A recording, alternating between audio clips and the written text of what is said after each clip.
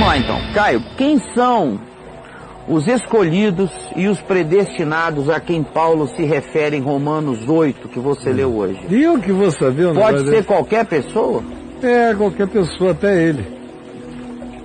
É todo mundo que diz sim para a vida é predestinado de Deus. Todo mundo. As Se pessoas disse sim à confundem vida, por pensar que o escolhido é a ação de Deus sobre a pessoa. Isso aí tudo é bobagem. Eles ficam aquela historinha que eu não aguento mais narrar. Eles ficam pensando que Deus está preso na linha do tempo.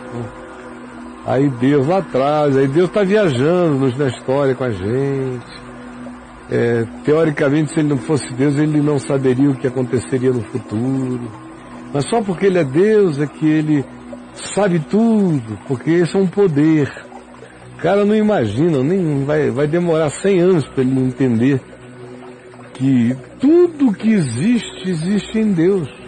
Passado, presente, futuro, espaço-tempo, tudo que a gente detectar existe nele. Então Deus não está no passado, nem no presente, nem no futuro. Deus é, e essas coisas são meras lâminas fenomenológicas, só isso. Então quando Paulo, num esforço brutal, antigo, primitivo, de dizer o indizível, usa essa expressão, Deus predestinou, ele não tinha a menor ideia da confusão que esse negócio iria causar. Né? Porque o pessoal foi cada vez mais aprisionando Deus ao espaço-tempo. Isso foi passando cada vez mais a ser um atributo divino. Ou seja, porque Deus sabe tudo, Ele é onisciente, é que lá atrás, no passado, Ele predestinou, considerando as escolhas humanas que seriam feitas, porque Ele já sabia, Ele predestinou, seja por presciência, por saber antes, ou por arbítrio e determinação. Fato é que Ele separou aqueles que são os dele.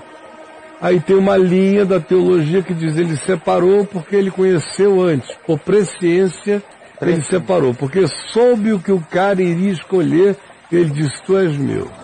E tem a outra linha que diz, não tinha nada a ver com o cara.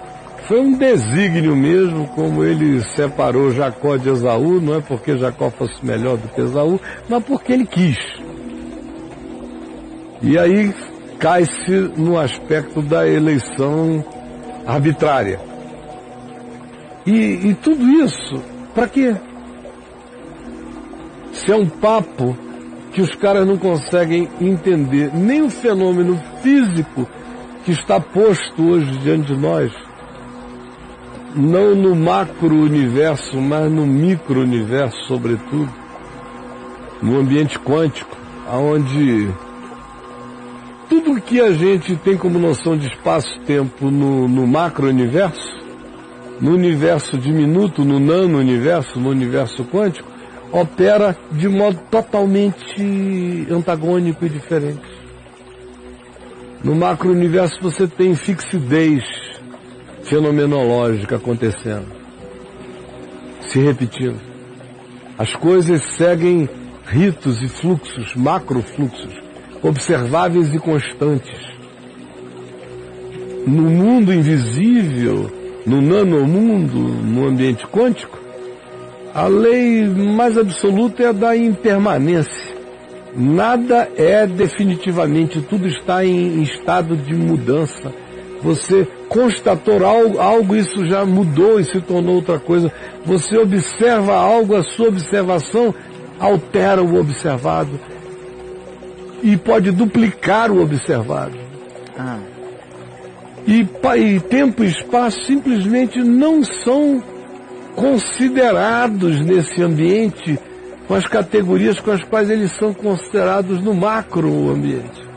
Aí o cara faz parte ainda de uma noção física e histórica do século XVI. Ele ainda pensa com categorias newtonianas, lineares, com filosofia aristotélica e física newtoniana. Mas o que Paulo está dizendo não pode ser entendido, em última análise, mas o que melhor o ilustra não estava ao acesso nem de Calvino, nem do próprio Paulo, nem de Newton. O que melhor ilustra o que Paulo estava tentando dizer, acontece nesse ambiente quântico, aonde passado, presente e futuro são relativizados, aonde tudo é relativizado, aonde a linha do tempo deixa de ter esse poder, ela é engolida por o mundo, aonde todas as permanências dão lugar à impermanência absoluta. Aí o cara vem querer conversar sobre predestinação, se foi Deus que botou o dedo, eu quero esse bicho aqui. E para mim tudo isso é bobagem. Primeiro, sinceramente, é óbvio que se Deus é Deus, esse não é um assunto. Não é um assunto. Se eu entendesse, se todo mundo entendesse a implicação de que tudo que existe em Deus, também não haveria essa questão de predestinação. Nós estamos nos predestinando e nos despredestinando, nós estamos escolhendo, nos desescolhendo, escolhendo e sendo escolhidos no cotidiano. Depois que você entendeu isso, acaba essa história de quem que lá atrás te designou para alguma coisa, porque não existe nem lá atrás e nem lá na frente. E nem hoje como algo que fica entre um e outro. Não em Deus. Então simplesmente, você quer saber? Eleitos são todos aqueles que no dia chamado hoje escolhem o bem da vida para suas vidas e perseveram nele. O resto, meu filho, é idiotice de gente com a cabecinha ignorante mesmo, que pensa que médico residente é o médico que mora no hospital. Não dá nem para começar a conversar. Mas entre lá entre no YouTube, escreva Caio Fábio, Espaço-Tempo, Caio Fábio, Predestinação, Caio Fábio, esses nomes aí que você queira. Você vai encontrar um monte de vídeos meus, exausto, falando desse assunto. É um assunto para mim que não faz falta em lugar nenhum. Vai ficando até meio bobo depois de um tempo esse assunto. Mas o povo ainda tá nessa, né, cara? O povo, cara, tá perguntando se médico residente mora no hospital. Desculpa. O povo tá há muitos séculos atrás.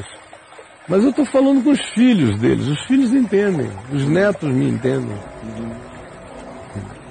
Os professores universitários aqui, um pouco mais arejados, me entendem, nem todos. Mas quem me entender, entendeu. Boa sorte. E no final Paulo fala, né, que nem a altura nem a profundidade poderá nos separar. No fim de tudo, ele bota todo mundo. Né? Não, no fim de tudo a coisa toda e daí?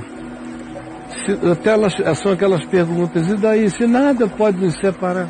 Nada nos separa. Para que esse papo? Na realidade, é o que eu tenho muitas vezes dito.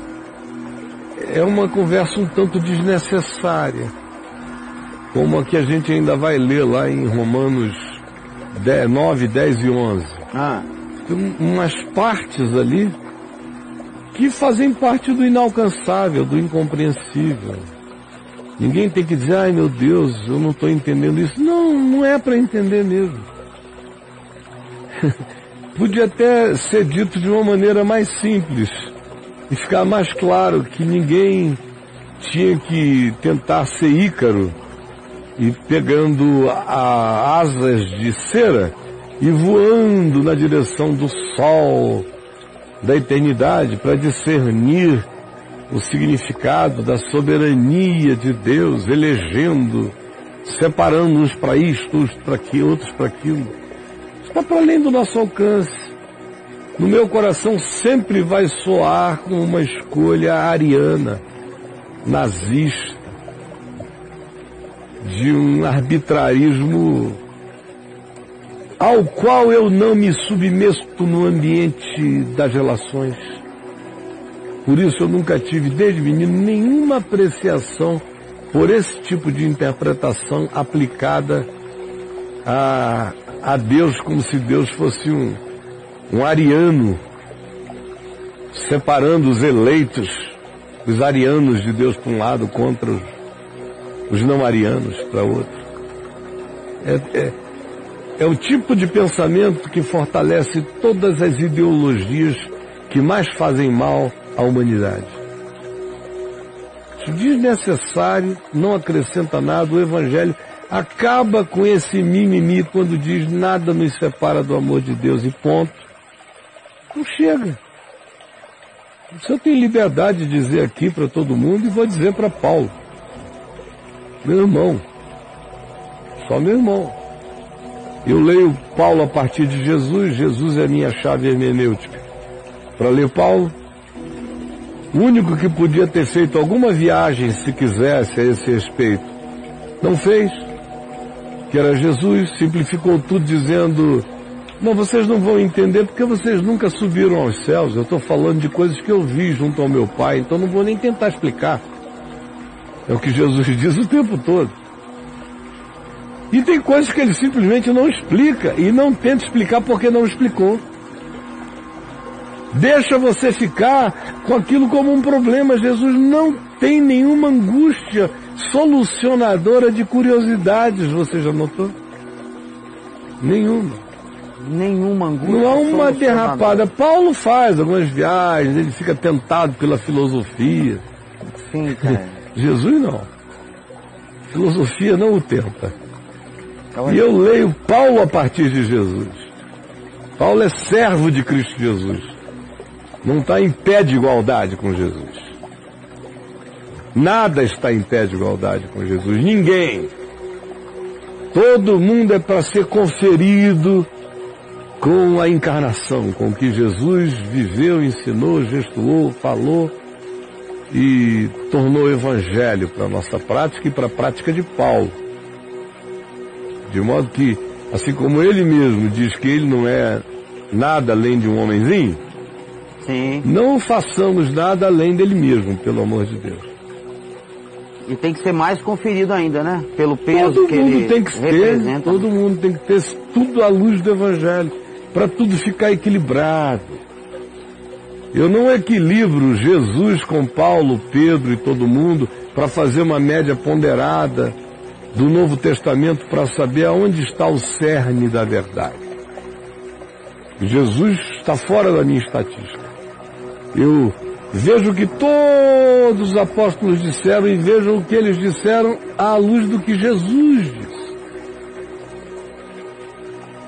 Aí tem coisas que eles expandiram o que Jesus disse na linha do que Jesus mostrou, coerentes. Tem coisas que eles apanharam que Jesus disse e tentaram falar do assunto, a meu ver, em alguns aspectos exageraram. Em alguns aspectos, podia ser menos. Em algumas outras coisas, eu vejo que ficaram atrás.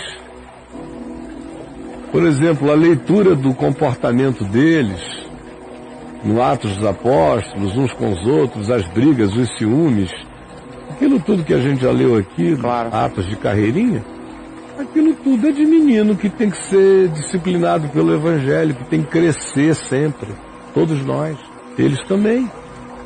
O escritor de Hebreus conclui dizendo que eles sem nós não seriam aperfeiçoados, ou seja, existem coisas acontecendo com a gente que fazem parte da luz que eles não tiveram.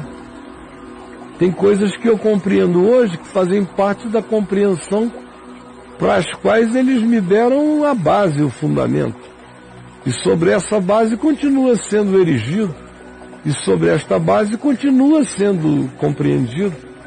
De acordo com o que Jesus disse em João, ao prometer que o Espírito Santo faria lembrar a eles e lembrar a nós, e lembrar a todas as gerações o Evangelho, e expandiria o Evangelho. Fareis coisas maiores do que estas. Assim como o próprio Paulo diz que todos conhecem parte. E que está tudo crescendo. E o escritor de Hebreus diz, porque eles, sem nós, qualquer passado de fé, sem a presença da experiência contemporânea da fé, do discernimento da fé dentro do momento histórico, trazendo outras percepções, eles sem este momento histórico não estariam completos, de modo que nós continuamos completando percepções, e essas que merecem ser completadas são aquelas que estão absolutamente jungidas, ligadas atavicamente à rocha do Evangelho, à base da coerência essencial do Espírito de Cristo. É assim, falei demais até, para quem sobre o tema não aguenta mais falar, e hoje, inclusive, já estou rouco. Não, mas o povo adora ouvir isso e é importante, Caio, pelo amor de Deus.